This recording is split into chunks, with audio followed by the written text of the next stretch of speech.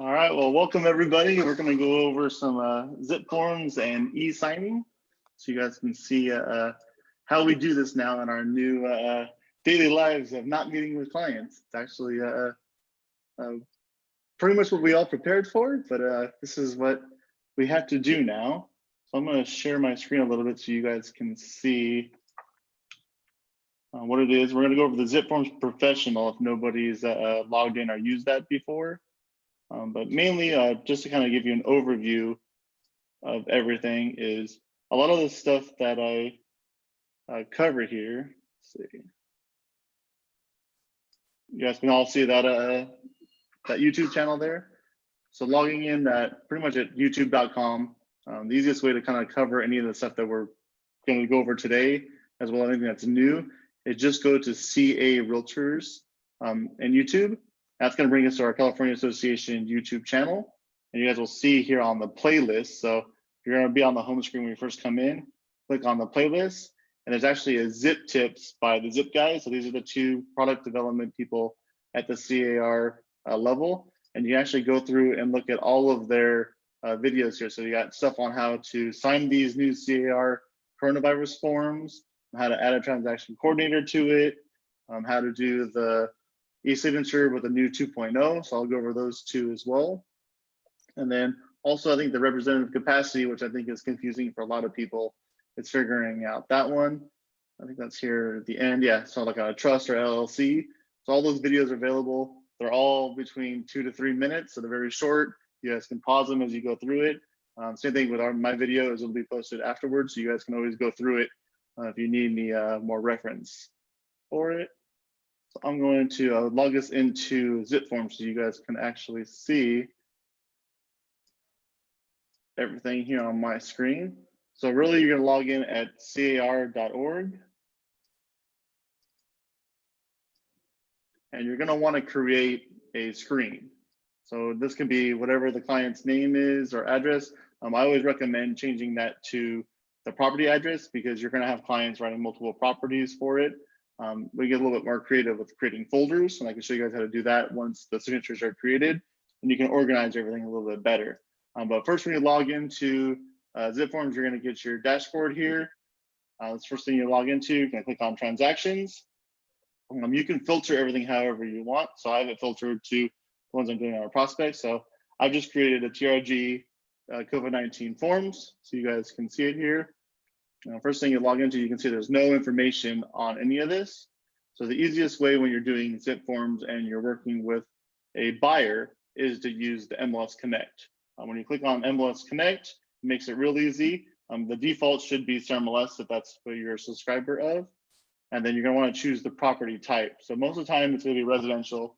If we're dealing with any kind of units, it would be on the residential income. And then any kind of leases, same thing. Just choose the correct property for that. Otherwise, it won't find it.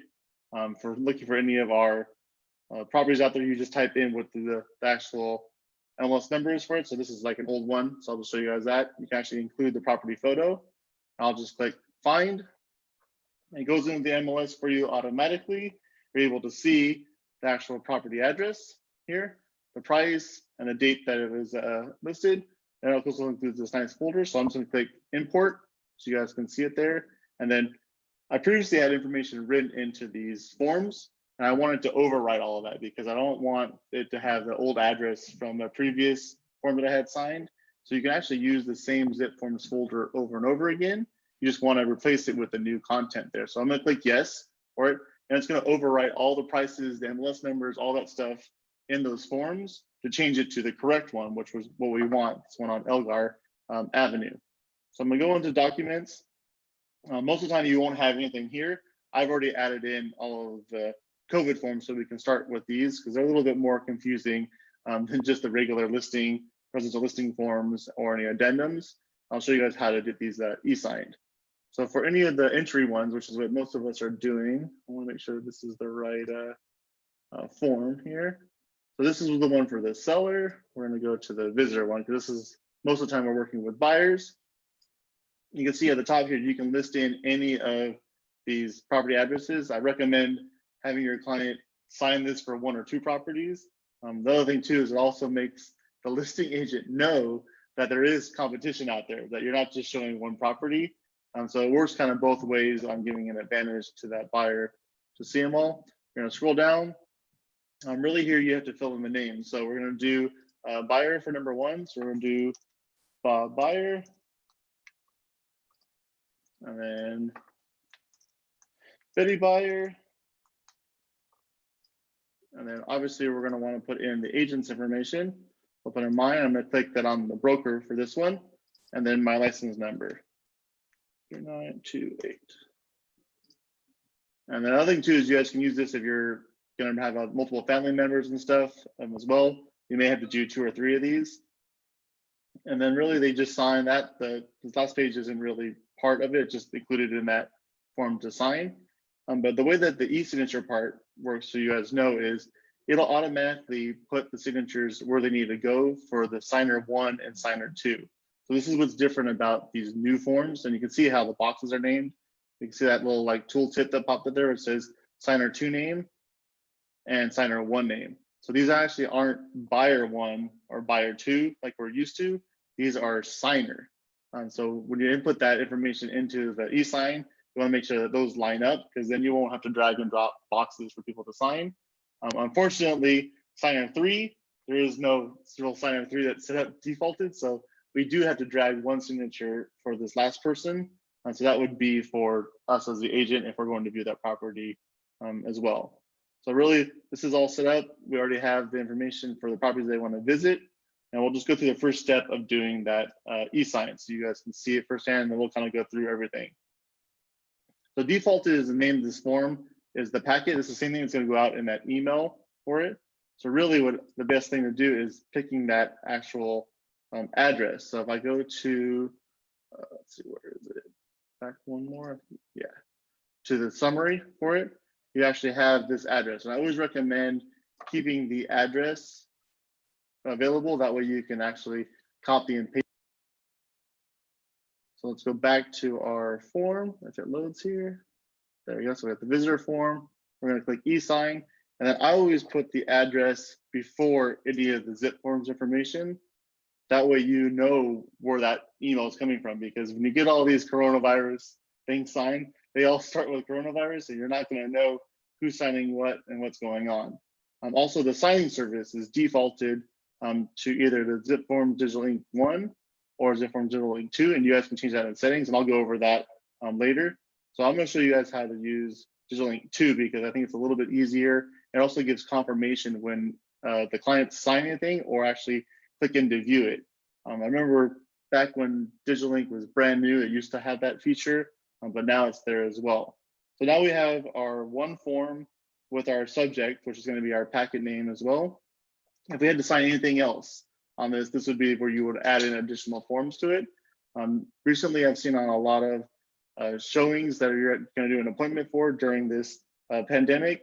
They also want the open house visitor form signer, the PV, property visitor, open house advisor as well. And that kind of describes that there's security cameras, there could be recordings of audio and video. So that's another form that may be required besides the PAD. And I've only seen that on a few, but be prepared for that as well. So we're just going to do one here so you guys can see how it goes. So this is the first coronavirus for it. Automatically, it's populated in who that listing agent is. So that was pulled from MLS Connect. This is nice if I want to send it through zipForms to that agent afterwards. So I'm going to change the email on here. I'll do it afterwards so you guys can see. So we're going to go down to signer 1, signer 2. So when you click these boxes, you can see they turn red. So this is where we have to add in those names now. So we're going to do Bob Buyer.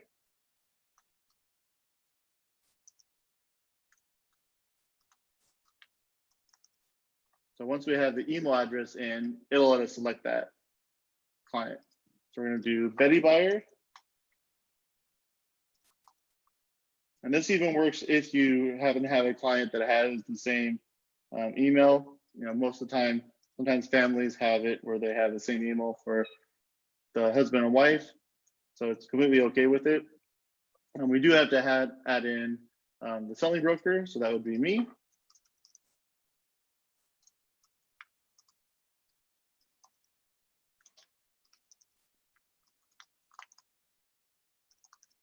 All right, so we got mine in and theirs in. This will all be populated if you had a template to view it. So I'm gonna hit close on this. Those are the only parties that we need signed. So in this right now, automatically it defaults it as I added them in. So if I had signer 1, signer 2 before, you guys can rearrange these to any order you want. And as you rearrange them, this kind of creates that round robin effect. So this Bob Buyer 1 signs, and then it goes to Betty Buyer 2 to sign, and then it goes to me to sign. Most of the time we prefer to have the agent sign it first. That way you know that the email actually went out and you can justify everything. To make things even simpler for it, as I recommend, don't even use the signing order, because when that goes out, anybody can sign. There is no predetermined order. You can just do that. That's there. So I'm going to click next. You have your nice little security warning on it. Just hit no thanks on it. And then the form will populate out. Once you see this PAD visitor form, the PAD-V, you'll see at the bottom here, it already pulled in signer 1 and signer 2 because that's how those fields were named. So they're there. And this may look a little bit different if everybody hasn't used the Digital Ink 2.0. So that's why I wanted to show you guys it. And we'll go back and do the 1.0. That way you can look at both for it. Now at the bottom here, you have signer 1, signer 2. It's already populated. Now if you look at these signatures, they're there. These are here. And it also pulled over the agent because it knows that I'm that number 3. What it doesn't know is that signer number 3. So they haven't fixed that bug since this is a newer form. So I'm going to click over on my name here on the right, make sure I'm selected for it. And then I'm going to click on this drag and drop. So here it gives you a bunch of options. You can sign, you can initial, you can draw an X, you can put a date stamp, you can do all these other things. So I'm going to click on the red here, and it's going to create this signature box.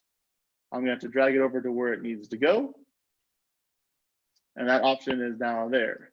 If I wanted to put in a date stamp, I can click on the date stamp here and then drag it from the screen over to where it needs to go for the date. It doesn't auto-populate the dates for these as well, so we'll have to add theirs. So same thing as we go to the drag and drop and click the date, or a little faster tip here is clicking on the settings for any kind of signature task, and you can actually add in any of these dates. You can delete them, you can rename it. So on this, I'll just click the date stamp, and it makes it a little bit faster than having to click up on that top one. That's if I can grab the buyer. There you go. And do the date stamp. That way, each of these date stamps move around with it.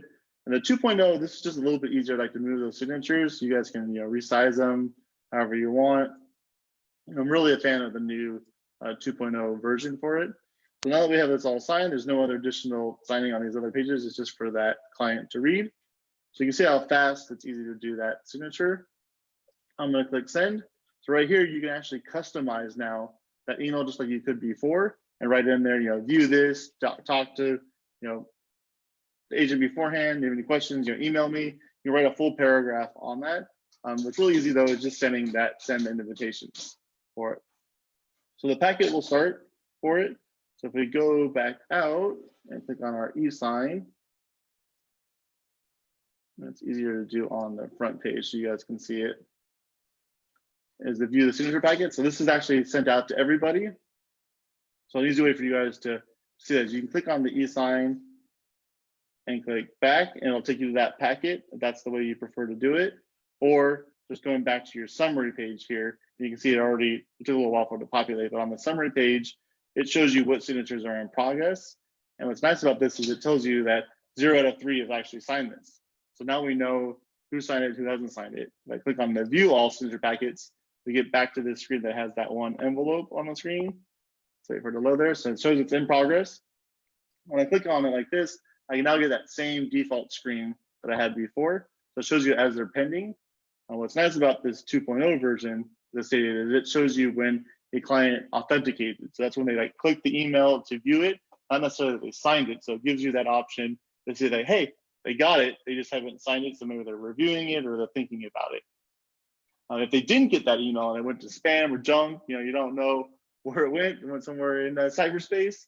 You just click on that email icon to the right, and you can resend that email to them again, just like they got that first time. And it's best to do that when you're on the phone with the client. That way they can check their email right away to make sure that they got it. If you want to do anything else with this, the easiest way is to click on the view details. And this actually gives you even more detailed information on what's going on with that listing for the e-signing.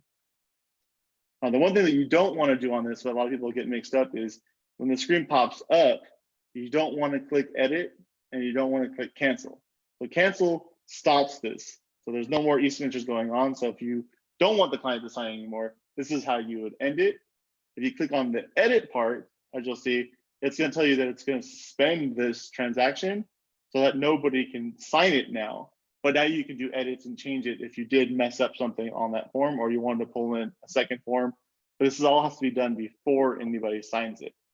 So if I go back to next, we can restart this. So it's pretty much going through that same process that we had before. So let's say I had one of these emails wrong for it. So we'll change this one, to Dirk's email for it. That way we have it correct. And I'm only able to do this again because TRG, because nobody's signed that document for it. So I'm gonna click next. Nothing's changed on these e-signature packets and where the signatures go, so it should all be the same. Everything is still there. I'm gonna click send. Same thing, send invitations. And now everybody's back to where it was at before. They'll all get another initiation email saying this packet is back in progress. If you do click this cancel though, that stops it. Go click on the cancel so you guys can see it. And it warns you saying that everything will be lost on this. You won't be able to view it. So if I click yes on it, and now cancels that packet. So you can restart it, you can edit it, you can change it, but that's all there for that. So that kind of shows you the first step on it. If you wanted to edit it and go back, you can, and restart that transaction. But that's kind of like the simple process of going through just the signature part. So going back to the documents, some of the other ones that you guys would use, let's see, show you how to search these forms over here. So I think everybody's kind of familiar with the forms that are defaulted. So this is right here on California Association form libraries. For all these new forms, you'll have to click on the COVID-19 forms. This is the easiest way for you to see all of those new forms. So if we click on COVID-19, you can see these are all the ones that are added in, and they're able to actually view all of them individually. So you can add them to the transaction, or you can just view a sample. But in almost every transaction, you're going to need all of these that are in blue. So this is your best practices. So the BPPP plan for it. You got your coronavirus addendum for it. You have your advisory for entry for the seller. So that's the -S. Then you have the coronavirus -V, which is for the visitor. You have your listing agreement coronavirus addendum. So this is when you first take that listing agreement, kind of going over what's actually needed, what to prepare them for that property showing, how you're going to disinfect the property and keep everything clean for it. Unforeseen notices. So this is like if you want to use this to back out of the offer for any reason at all. This could be because of the coronavirus listed information. Their appraiser's delayed. This is kind of like your act of God way of getting out of any of these contracts. The posted rules, so these have to be listed on every property. I would recommend if you're a listing agent, posting them inside, either on like a plastic placard or taping them like on a visible wall as soon as they walk in the property. That way everybody sees it. To remind them they have to use hand sanitizer, gloves, keep the distancing, and try and avoid touching anything if possible. And here's your nice pictograph that CAR has made for us. So none of these really have to be signed, but that way you guys can see them there. And then also for rentals and leases, they have the same like unforeseen circumstances form as well. So let's get into our normal like purchase agreements. So we have our buyers and stuff in there. Does anybody have any questions so far, like on how to navigate zipForms Online Professional? Everybody's been to car.org. You got their login information. They're able to view it all. All right. So we're going to go into our new forms. I have a question. Yeah, go ahead. Yeah, this is Connie. You did the DocuSign, right? But not the regular e-sign. I'm using the digital link. So this is the free version that I'm going to go over. I pay for both, so I use the DocuSign and the digital ink. I just recommend that Uh-huh. if you're only doing a few transactions a year, the digital ink is completely fine. And the new 2.0 that just came out, I think less than 6 months ago, is pretty nice. I mean, it gives you a little bit more features than you would use in a DocuSign, and it's a little bit more mobile friendly. So I'm able to do signatures now with this drag and drop. If you guys saw how those boxes are, it makes it where the signature drops and I can pretty much point with my finger like on a touchpad, and it makes it easier to move that signature around rather than before it was kind of hard to navigate it on a mobile device. So it's a little bit easier with that. Mm-hmm. I see. Because I thought my digital sign screen looks different than yours. That's why I Yeah, was so that was asking. the 1.0. So we'll do the 1.0 first so you guys can see the difference. Oh, And I I see. really Okay. like the 2.0 version. Oh, I We'll see. do Okay. an addendum first, so you guys can see how the two are done. So I'll add that addendum in. We'll do 01 for the, we'll do it as if the purchase agreement, let's make it yesterday, the 5th for it. Maybe Bob buyer, Betty buyer, Sam seller. I'm blanking out. We'll just use Sam seller. All right, so we got those set up. So there's only 3 people signing.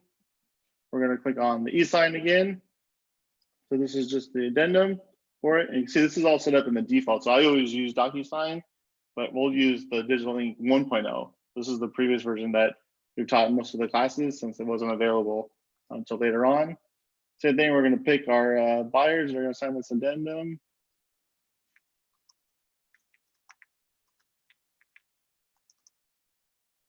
And once this buyer information is put in, it'll save it here. So you won't ever have to look it up again. So that's a nice feature of zipForms. And you can also add it to the cover sheet or the parties to make that there. For me as the agent, I don't need to sign because it's an addendum, so I'll add just those 2 in. Same thing is you can assign that round robin if you want, or you can do just generic now where there is no signing order. I prefer the no signing order because that way everybody can sign on their own leisure. It seems like the round robin idea just causes more problems because if you send it to buyer 2 and he'll say, hey, documents are coming, buyer 1's like, hey, where's my thing to sign? And this way they can all do it at the same time.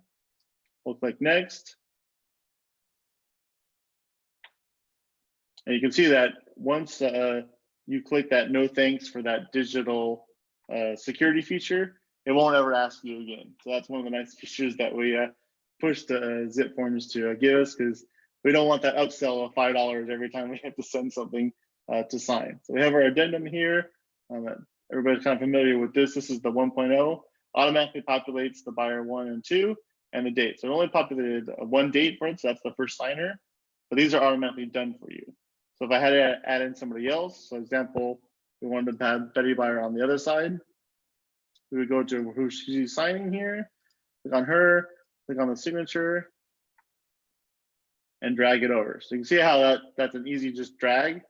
It's not quite as easy as the zipForms digital ink 2.0. That one gives you a little bit bigger box. All these to resize are a little bit harder to move around. Obviously, I'm doing this on a desktop computer, so you can see even here it's easy to drag and drop stuff around. But the 2.0 is pretty flawless now on a mobile device. So if you guys want to test that out, I'd recommend it. So we're going to click next for them to sign. This is the same thing as the other one, just sends a generic where you don't want to fill in information. This one's the generic already, but you have to edit it if you want to change something and say it's different. So like if this is for 1234 Main Street. I have one more question though, Danny, before you go on to the next page. Yeah. You know, on this addendum page, you know, where the name and then there's date stamp. How can I don't see, how can I not put it in the time, but that button date? Because just the date, I think, well, the time, yeah, the default time, we'll go into the settings afterwards so you kind of see how your profile is. Did you have it as the GMT time? the Greenwich your time. No, but what? No, time. my question is, I just want date, not the time. Yeah, so it's automatically put that way, so you can delete this and change it if you want, but it always has that time. That's just the way the old version is. The new one, I think, just has the date. So that would be how you would change it. So on any of these things, you can actually make them mandatory. I don't know if you're familiar with the gear setting on all of these, but I can make this non-mandatory if I want, or I can get rid of the date field if you want. So if I get rid of the date field on it here and hit apply, it should delete that date field. So it's not there. If I wanted to add it back in, I just click the include date field, and it'll add that date field right to the right. So you cannot not have the time no, because the time is done right? electronically, how they sign it. Okay. You can change that though on the 2.0 version. I see. Okay. 2.0 it does, but not 1.0. Correct, on it. And same thing, it's very simple. You know, click the e-signature to sign, click send. And same thing is you're showing up with this older version of what the packet looks like. Same thing here is a lot of people mistakenly think of this X as the close. You don't want to click the cancel on it because it's going to cancel that transaction for that electronic signature. Same thing, if you click the modify, it's going to send out emails to everybody saying the transaction has been suspended, and then until you re-enable it, you know, by whatever changes you do. So as long as nobody signs anything, you can edit the documents, you can edit email addresses, you can edit names. As soon as somebody signs something, the only way to really cancel it is deleting it, and that's by clicking cancel. So when you have all this set up here, is you want to click close, and that'll take you back out to the last page that you were on. Same thing, we'll go back to our home page for the summary, so you guys can see it. So same thing here, you can click on the e-sign and view the packets by just clicking e-sign and then back. That takes you to your packets. Or the faster way is just going back to your summary page in that actual property folder.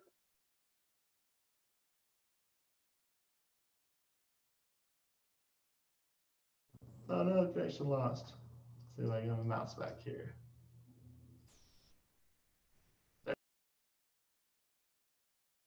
In progress ones here. And so then you're back up to that top part here. So if you want to do any details, or if they didn't get that email, same thing is you got to click on the view details. So you can see that they're a little bit different in the 1.0 versus the 2.0.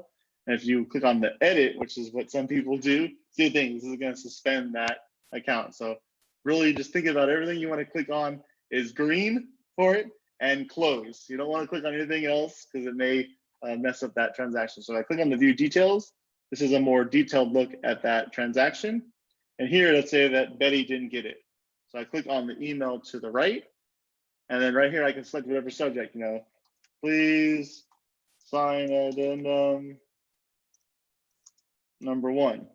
And then say attached link. And at the bottom here, it's already included. If you didn't want to send it, just want to send a message, you could.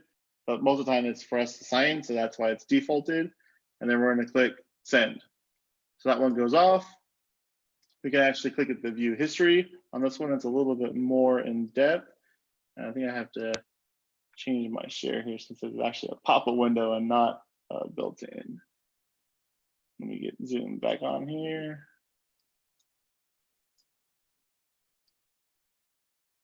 I'm gonna do a new share. So this is the detailed version. So this is everything that's gone on in that transaction. So you can see that we started it, we sent the email out for it, and all these people got their things. This shows you when people log in, when we resume that transaction, when a new email was sent. So we just sent this last one out to Betty. That way she can sign it. What's a little more technical and detailed than you guys probably need to, but you guys can see when you resend an email, that actually gives you that hyperlink text. Since I tend to deal with a lot of people that don't check their email a lot, I'm sure we've all had clients like that where they want to do everything through text. You can actually copy this and send it to them as a text. Or another feature that's available through the mobile carriers is if they don't have an email that they check all the time, is you can actually send an email to their text if you want. You have to know what their carrier is in order to do that. So my example is since I'm an AT&T cell phone user subscriber, mine would be sms@att.net. So it would be my phone number at att or sms.att.net for it. Same thing for Sprint. All those are available out there. Or as I said, you can copy and paste this right in and text it to the client. I noticed that gets it even faster. Hopefully zipForms will catch on to that trend and figure that out, that we need to have a texting version, not just send by email. So we'll go back to our main screen so you guys can see where we left off. So we're back to our details. So same thing, we're going to click close. And now we're going to see we have that one in progress for you guys to sign.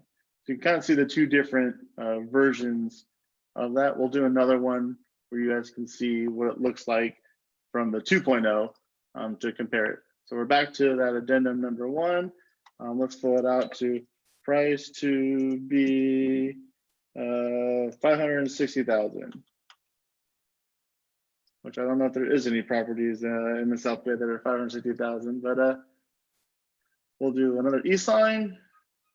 Same thing, we'll do the 2.0. And we'll click next. We're going to choose our Bob buyer and Betty buyer and hit close. Back to our signatures, and we're going to do the signing order just so you guys can see the difference on it, and click next.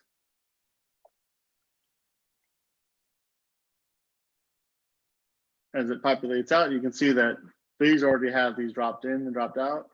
If I wanted to add a text box or anything, we'll do it for Bob. So let's say he wants to put an X next to where he signs for it. You can see it's a lot easier to kind of move these around.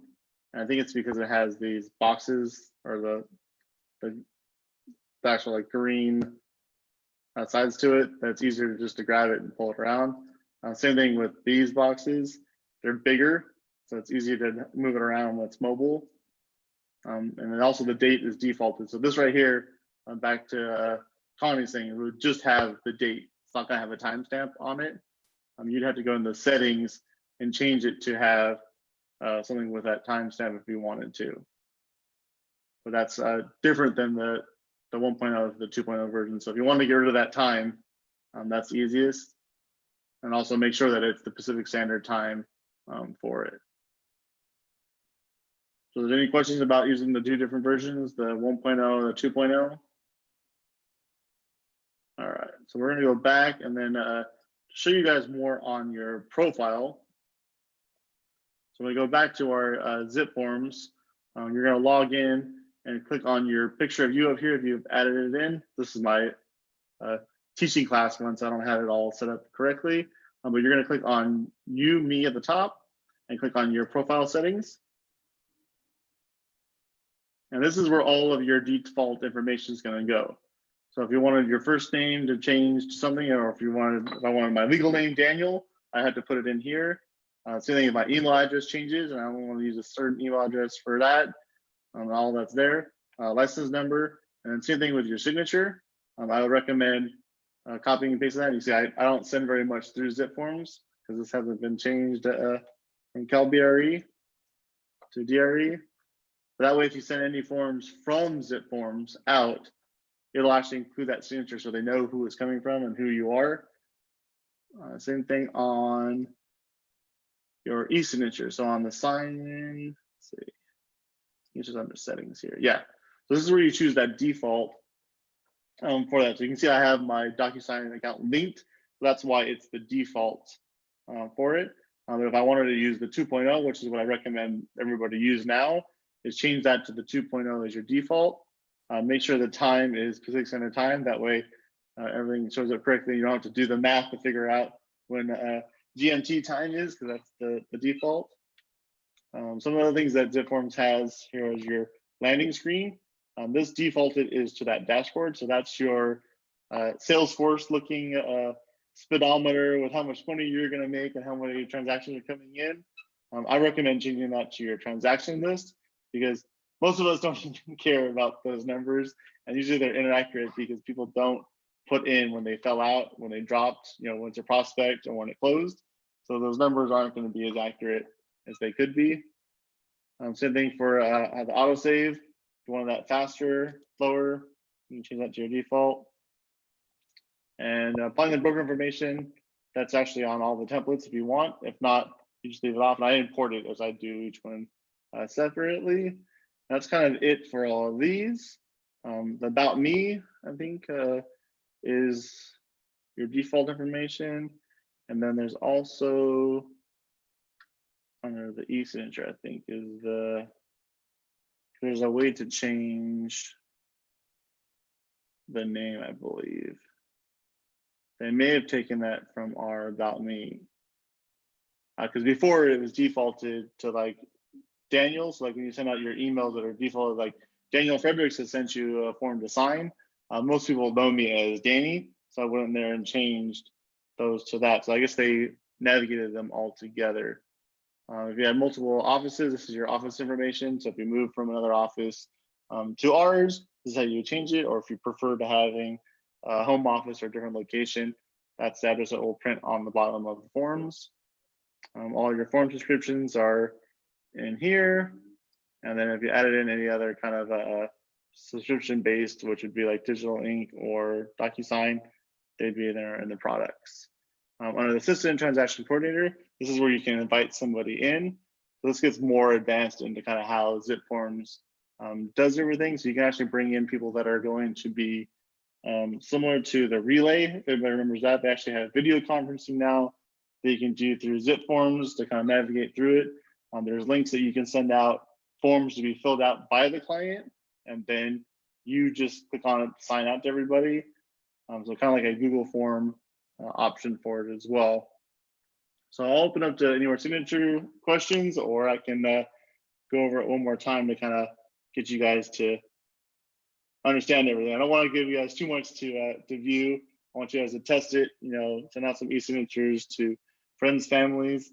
I mean, right now you got a crazy market out there, so there's going to be some buyers out there that are doing everything electronically. It makes it very easy for you to send those forms out. To kind of show you what a, yeah, go ahead, Danny. Yeah, Danny, can you cover when we download document from our file to our file here, so that we have to create e-sign manually? So everything is downloaded as a PDF. So to kind of show you what happens when something is signed, it'll actually create these folders based on what you name that packet.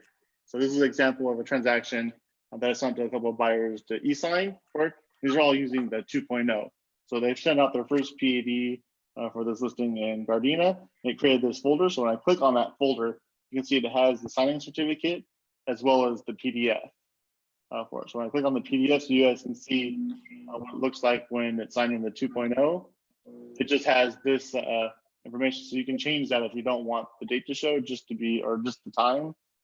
But that's how it looks. It looks a little bit more like that DocuSign 2.0 rather than the previous version, which just had the time to the right, I believe it was, and it had a little checkbox with a green shield that says digitally signed for it.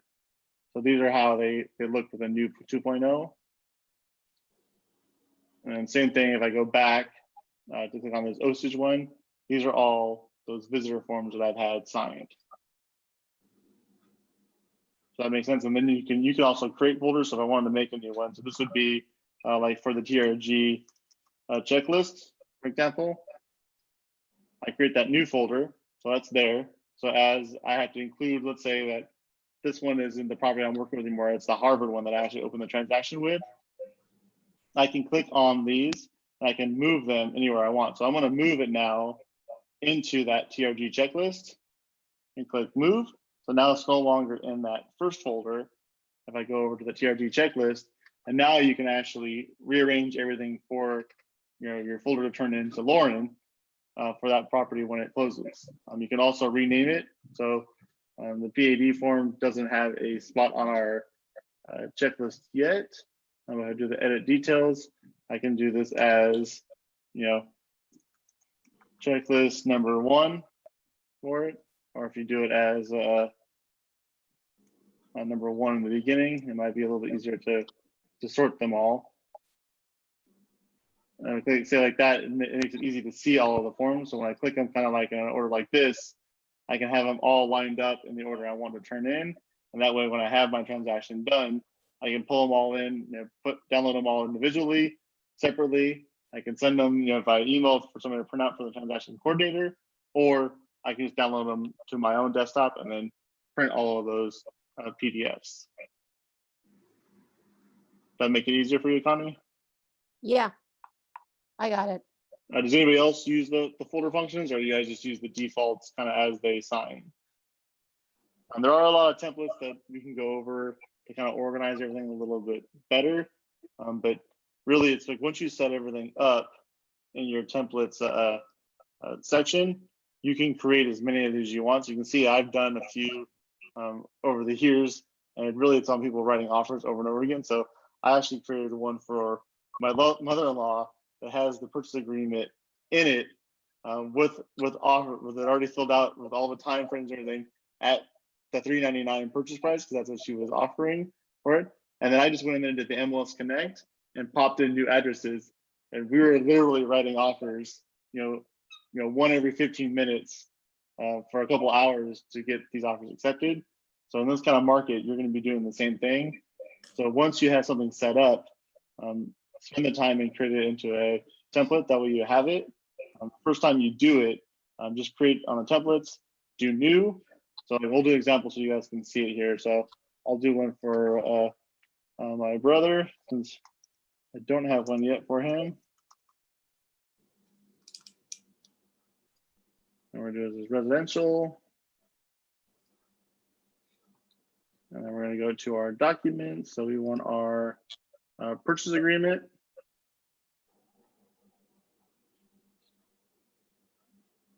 We're going to want him as the buyer. We're going to need my information. It should already be here from the drop down.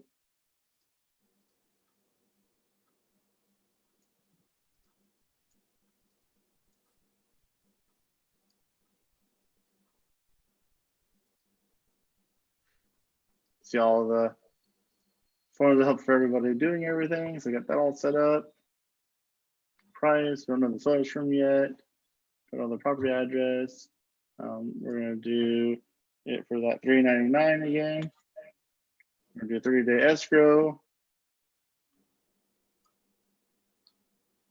We're going to do a $10,000 deposit. And let's say we're doing for $3.99, his loan's going to be for, say, $2.89.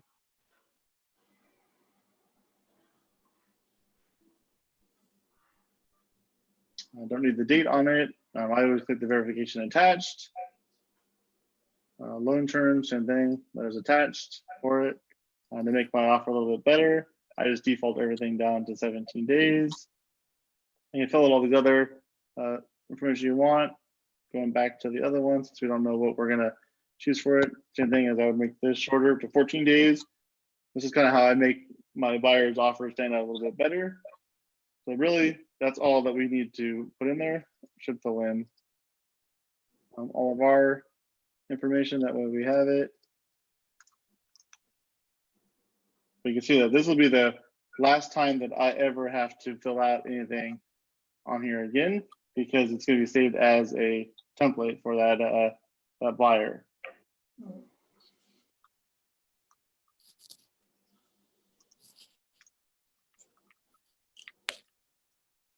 All right, so we got those all set up, and we're going to click save. So now this buyer is set up for the $3.99. I just got to find him a property now. So same thing is we'll go back out to our dashboard here and do transactions. So just like I did for these COVID and the Harvard form here, I'm going to click on the new. I'm going to do a new purchase because that's where we're working with the buyer on this one. Same thing, we'll do this one as 1234 Main Street. I have to say, I've written a lot of offers on 123 Main Street. Clicking on the MLS Connect here. Let's see what the last ones are. Let's do this one on PW. So you can do the MLS Connect. It's going to go into the MLS, pull out this Torrance property. I wonder why the picture's not showing up, but it should. So we'll click Use Listing. And at the bottom here, now we're going to go to that template section, and I'm going to click the one that's personal. That's for William Fredericks. So this is the last one that we just did. Click William Fredericks and click Save. So this one populates out. We now have our documents and we have our purchase agreement. And then magically, all the purchase agreement information here, we already have the address filled in. So really all I have to do now is click on the date prepared, add the date. I have to check different versions. So I could have done this in the template if you wanted to, but just in case I'm ever representing them, I leave it blank. Scroll down, now we choose our services, so seller to pay for the NHD. And then we're gonna click through everything else, seller to pay for this, seller to pay for that. Like our home warranty, let's say 500. And I click e-sign and I send it off. So you can see how fast, once you already got that template set up, it did take me, 3 to 5 minutes that first time to fill out all the forms. It may take you 10 minutes, but that second time, it's really easy for you to go in and redo that purchase price over again, especially if you're writing offers for the same thing over and over again. To kind of show you guys how easy it is we'll go back to the transactions again. So we got 123 Main Street. We're going to do another one. Let's do new purchase agreement. We're going to do 4321 Main Street.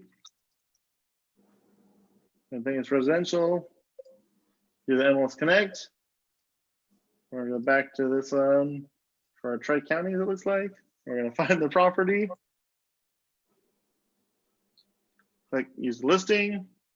Choose my buyer's template at the bottom here. Click Save. And right now, I already have a whole nother offer ready to go for that client. So all the information is already filled out correctly.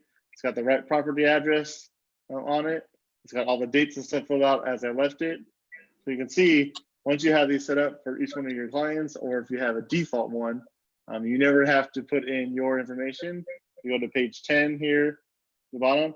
I don't know how many people are out there writing offers today, but if you have to fill in this every single time for that client, oh, I misspelled that one too, an extra A in there.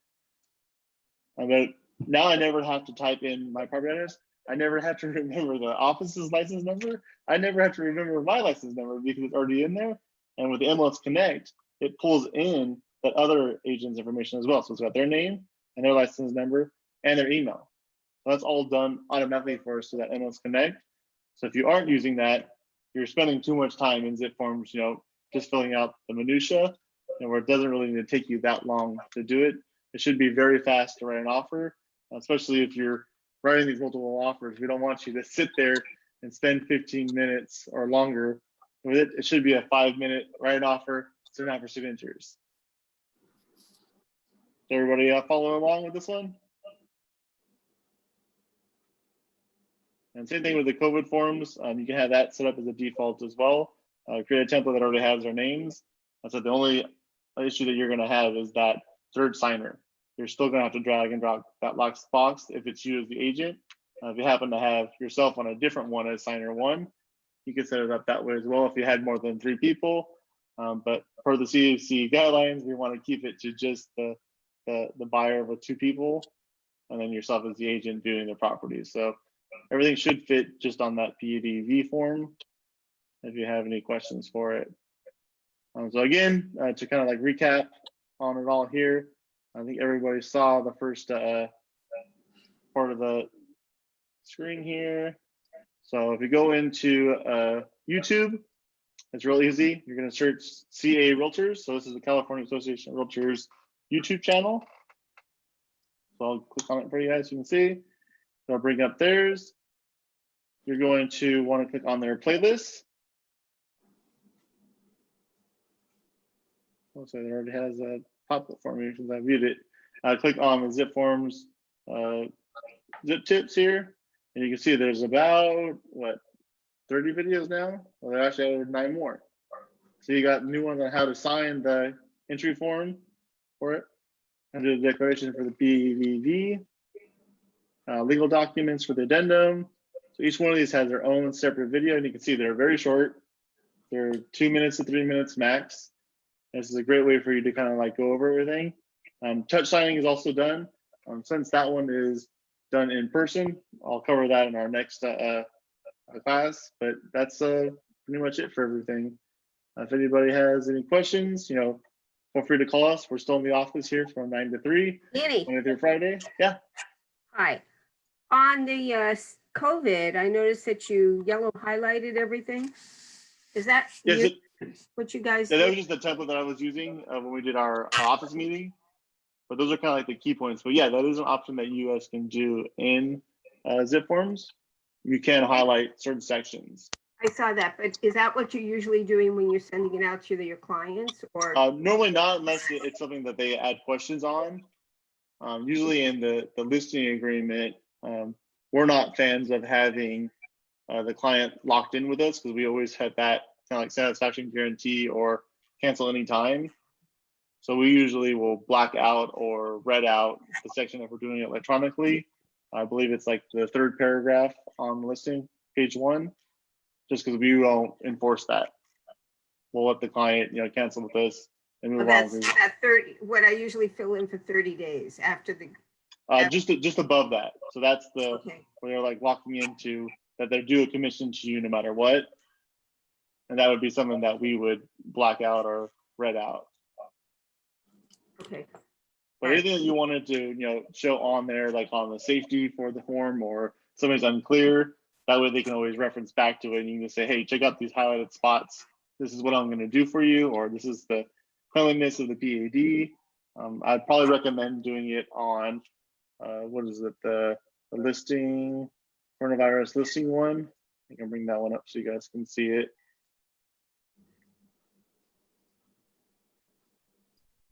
We'll go back to our forms here. And what you see, so listing agreement addendum.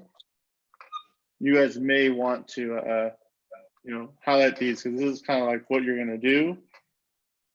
And that way we're going to, tell the client that, hey, they're only going to view the property if they have the PED form, that they're pre-qualified, they can purchase this property because they can see everything online right now. Either it's the pictures or the Matterport.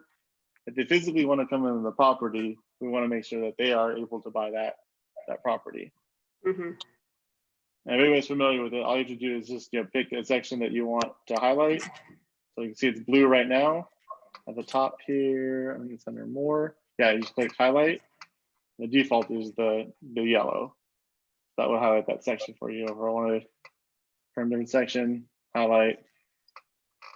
So you guys can do that throughout the whole form if you wanted to. I believe there's other colors, because I know there's red at least. Yeah, there's red, kind of like a pink beige, teal, green, yellow. So really whatever color you want to highlight them. Okay. Any other questions on using the e-signing? If you guys aren't currently working with clients, like I said, pick a family member. You can send stuff to me, send it to Danny at trgrealestate.com. I'll sign it. That way you guys can see what it looks like when it comes back. It's real easy to do. Test out that 2.0, because it does give you an email every time the client clicks to kind of authenticate. So that's when they open the email and they click into that signing portal. And that's great to know, because that way they got it. The 1.0 doesn't have that feature. So that's why I'd recommend using the 2.0. DocuSign has that feature as well, but it's a subscription based, and this one's free. So that's all that I got. How do for we you get guys. 2.0, Danny? How do we It's the get digital link 2.0? 2.0. So Yeah. in order to change that, if you don't currently have it set up, same thing is you go to the Me tab here at the top, click on your profiles and settings, and it's under that sign in and security.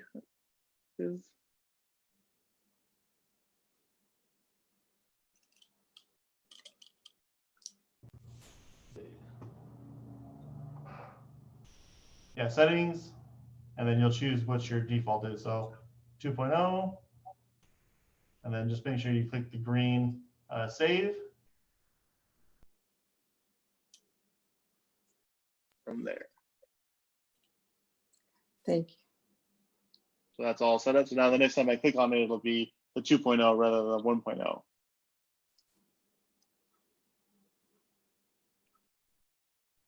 So that's all I got for you guys. Any other questions? I mean, anything else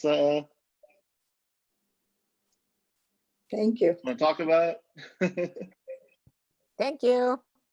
So I think we'll have a couple more of the lunch and learn set up. We don't have the schedule yet for next Thursday, but an email will go out tomorrow with the new lunch and learn. And then we'll try and plan on it at least 2 weeks in advance as they do change, and we want to make sure people can get in. But also feel free to email us or tell us anything that you guys want to talk about. We got lots of people that'll do it, but we want to make sure that you guys are signing in and you're learning something. So whether it's us talking about forms or doing the e-signatures, let us know what speakers are out there, because we've gone through pretty much most of them, but a lot of this stuff, can be done online, whether it's like the home inspections and the home warranties and the NHD reports. So we just want to make sure that you guys are feeling educated when you sign into these lunch and learns. Yeah. I And mean, the recap email will go out. Okay. For me, I just wanted to learn how to put the check marks and all that on that form. So same thing. That's just all done under that electronic Right. signature, the settings. And then if you use the 2.0, it's real easy to drag and drop those over. So I would mess around with that first, and then so any questions, just ask. Okay. I'll try on the 2.0. Okay. Is anybody else out here using the 2.0? Am I the only one that's that's tested it? Yeah, I've been using 1.0. Okay, yeah. So switch it over to the 2.0. I think it was in like the beta version earlier this year, but it was an option. So I've just been using it. And my clients can't tell the difference. I think they may even sign it a little bit faster. But I'm still impressed at how fast clients sign things, because there's no way that they can read some of these forms fast enough and the amount of time it takes them to sign it. So it's nice to have that feasibility right now when you can't really meet in person to sign. And then also, feel free to reach out to us, Lisa in the office, as well as Lauren, myself, are still kind of helping with the transaction coordinating side, so we can get you somebody that can send these out if that's what you want to do. If not, doing it yourself is completely fine. All right. Well, thank you everybody for joining. We'll see you guys next Thursday. See ya. Okay. Thank you. Bye. Thank you.